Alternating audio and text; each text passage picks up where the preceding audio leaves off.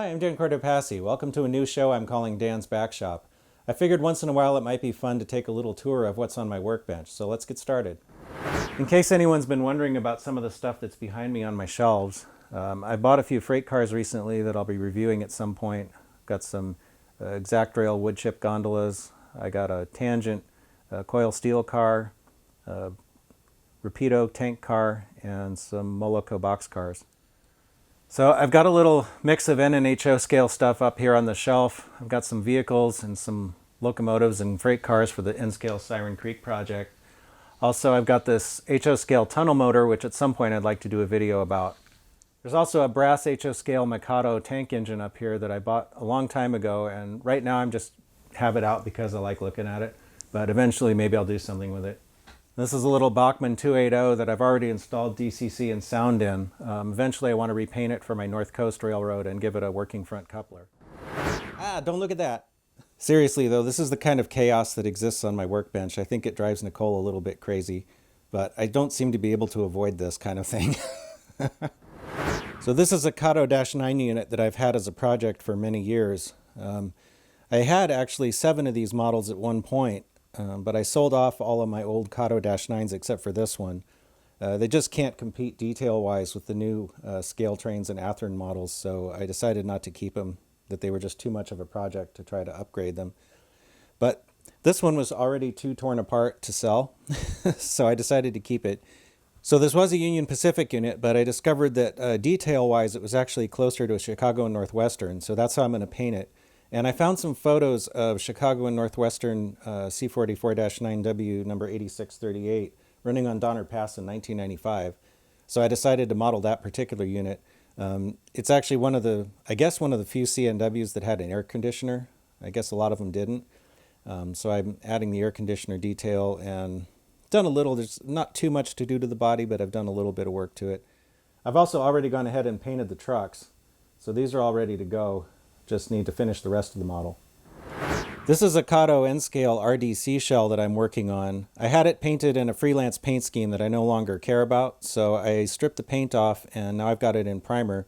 And the plan is to repaint it for my North Coast Railroad, which is another fictitious railroad that I came up with many years ago. And I've kind of revived since I started working on the N Scale Siren Creek project. So I just need to come up with a paint scheme because I don't think that the black with silver stripes that I did on the North Coast diesels would necessarily look good on this RDC.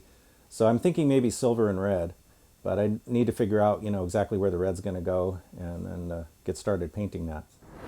So this is a trio of HO scale Southern Pacific -9 units. There's a scale trains unit, an Athearn unit, and a Kato unit. Now by now you may have seen reviews that I've done of all of these individually, but I'm working on a comparison review so we can compare and contrast all 3 models and see how they stack up against one another.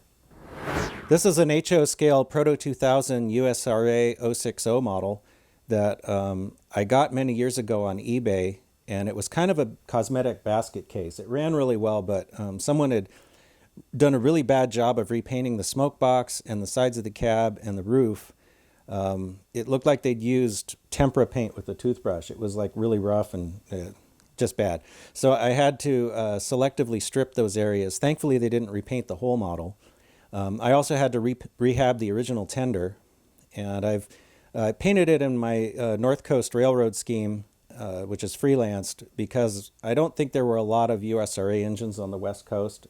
So anyway, I just decided to freelance it, and I made an oil bunker for it because it was originally had a coal bunker. So most of the engines out here burned oil.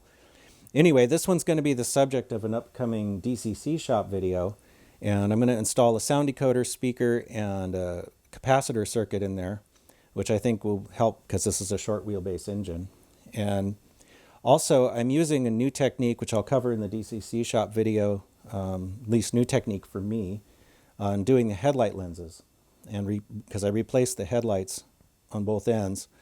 And it's not something I've seen anyone do before. I'm not saying I invented it, but it's not something I've seen anyone do before. So hopefully that'll be interesting too. This is an Atlas HO scale B40-8 in the Conrail labor management scheme. SP was leasing some Conrail power in the 90s, so that's why I have some Conrail engines. Now I don't know if they had this particular one running on Donner Pass, but I'm going to use it anyway. This one is also going to be the subject of a future DCC Shop video, which is why it's on my workbench.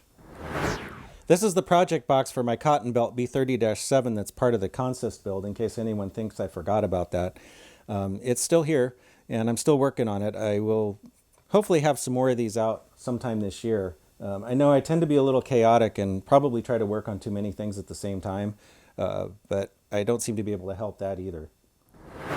This is my NN3260 that I've been working on for our Siren Creek project layout. It's based on a Markland Z-scale mechanism, and I'm scratch building the tender, and I used a boiler from a Rivarossi N Scale 040 and a 3D printed cab and a 3D printed pilot, along with some brass parts and some other things. So I'm still working on this one too, in case anyone was wondering, but it's taken a while. I've actually got to do something about the cat issue with the Siren Creek before I do too much more with it. So that's kind of why this one's taken a back burner for a little bit. This is an HO scale California Northern GP15-1 by Athearn Genesis. I bought this model years ago without sound, but I just recently finished putting in a Loc-Sound 5 DCC decoder with a Keep Alive, and I redid all the lights, so it's all got LED lights, and the number boards work and the beacon works, and all it really needs now is some cosmetic fixes, like these bent out of shape plastic handrails. I'll probably end up replacing those with brass ones, and maybe doing some other things to it and weathering it, but other than that, it's pretty much ready to go. So this model is actually finished, but I wanted to show it off a little. This is my model of Southern Pacific GP95623. This is an Athearn Genesis model that was actually pre-painted, so I'm not responsible for most of this, but I did change a few things about it, because I was trying to model 5623 as it appears today on the Niles Canyon Railway. So I actually took the cab numbers off and redid them with decals, because the cab number spacing wasn't correct for the way the engine looks now. Also, I took off the original battery box doors and replaced them with the grip style SP rebuild doors, because this was one of the units that SP rebuilt. Also in front, I made the number boards lightable. The class lights work, the emergency light works, all the other lights work. I redid all of these lights with Details West castings, because the original ones looked a little small to me, so I changed them out.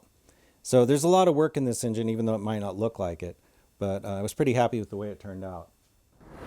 So this is a work in progress model that I've had for a really long time, kind of sitting on the back burner, as some of my models tend to do.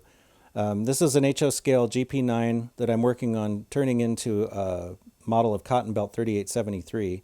This is based on a Proto 2000 model, and I've been slowly redetailing it and going to paint it in the scarlet and gray scheme, even though the real 3873 has been repainted in the Black Widow scheme and is preserved down in Southern California. I've done a lot of work to this model, like filling in the rear number boards, adding new wire grab irons and nut bolt washer castings, redoing the headlights, and also prepping it for cannon fans. The openings in the Proto 2000 roof were just a little too big, so I actually lined them with some little strips of styrene so that the cannon fans will fit on there. I've also done some work on the pilots. This engine has also been on the back burner for way too long. This is a Kato HO scale GP35 that I'm working on turning into a cotton belt GP35R, number 4203. And I've got a Canon cab on it, nose, sub base. I got the high-tech details, battery box doors. I made my own little, I think this is some kind of a toolbox or something. I don't know, a lot of SP units had that. Put in photo etch steps on it, Canon fan bases. Since I'm modeling the 1990s appearance, the emergency light and oscillating light were removed. And I've got the cover plate up here, and I had to scratch build this little cavity where the emergency light was out of styrene. And I also used some Archer rivet decals for the little bolts or studs or whatever were left over. Though the cab is mostly by Canon, it has the high-tech details used to be L-shaped window, where this little post is thinner than it would be if this was a regular EMD cab. I also did a lot of work on the back end. I filled in the number boards, added covers for the class lights, and these other little covers which appear on SD35s and GP35s, and the SP light package.